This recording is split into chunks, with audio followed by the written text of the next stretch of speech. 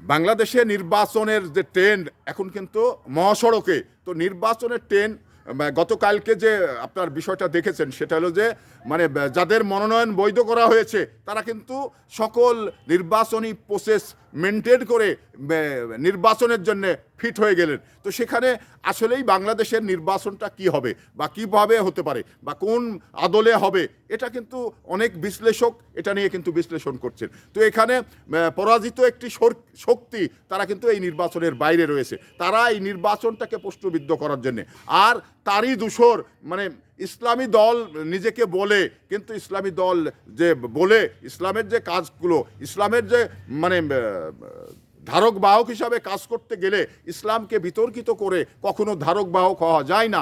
তো সেই জায়গা থেকে ইত্যাদি বিষয়গুলো আমাদের মানে মাথায় রেখে এই নির্বাচনটাকে ত্রুটিমুক্ত করার জন্যে সরকারকে এবং নির্বাচন কমিশনকে চেষ্টা করে যেতে হবে।